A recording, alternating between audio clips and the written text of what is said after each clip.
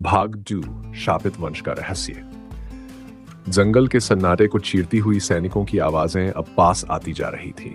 राजकुमारी दिव्या और आरव एक प्राचीन झील के किनारे छुपे हुए थे, जहां की चांदी सी चमकती जलधारा में उस उभरे हुए रहस्यमयी महल की छाया थरथरा रही थी। आरव, वो महल, वो अपने आप कैसे उठा? ये सब क्या है? मैं नहीं जानता, लेकिन मेरे सपनों में ये महल हमेशा आता रहा है और हर बार एक ही वाक्य सुनाई देता था। जब सच्चा प्रेम श्राप को चुनौती देगा, तब वो जागेगा जिसे सबने मृत समझा। अचानक झील के पानी में हलचल हुई। एक चमकीला पत्थर खुद ब खुद झील से बाहर आ गया और दिव्या के पैरों के पास गिरा। उस पर प्राचीन लिपि में कुछ खुदा हुआ था।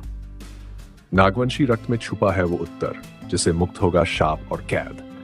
प्रेम की अग्नि और विश्वास की धार से टूटेगा काल का बंधन, जब द्वार खुलेगा सत्य द्वार। दिव्या और आरव चौंक उठे। तब झील के दूसरी ओर एक बूढ़ा संत प्रकट हुआ, जिसके शरीर से हल्की सी नीली आभा निकल रही थी। आरव, समय आ गया है कि तुम अपने असली रूप को जानो। तुम सिर्फ एक बांसुरी वाला नहीं, बल्कि नागवंशी राजकुमार आकेतु हो, जिसे शापित कर दिया गया था जब तुम्हारे कुल ने सच्चे प्रेम को अस्वीकार किया। तो क्या तुम्हारा प्रेम झूठा था? आरव, नहीं दिव्या, मेरा प्रेम ही मेरी सच्चाई है। अगर मेरा वंश शापित भी है, तो तुमसे मिला मेरा प्रेम ही उस शाप का अंत कर सकता है। अब दिव्या के सामने दो रास्ते थे। एक तरफ राज्य, परिवार और परंपराएं, दूसरी तरफ आरव, सच्चा प्रेम और एक अनजाना रहस्य। और उसी रात दिव्या और आरव ने महल की ओर कदम बढ़ाए। जैसे ही उन्होंने उसके दरवाजे को छुआ, जमीन कांपने लगी और द्वार पर बने नागचिन्ह चमकने लगे। महल का द्वार खुला और एक नई दुनिया सामने थी।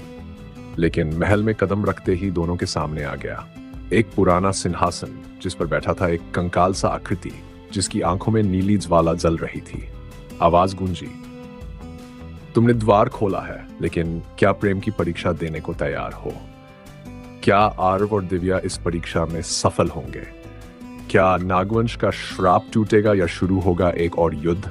और महल में छिपा ये रहस्य क्या समय की सबसे बड़ी सच्चाई है? जानने के लिए भाग 3 में सत्य द्वार की परीक्षा।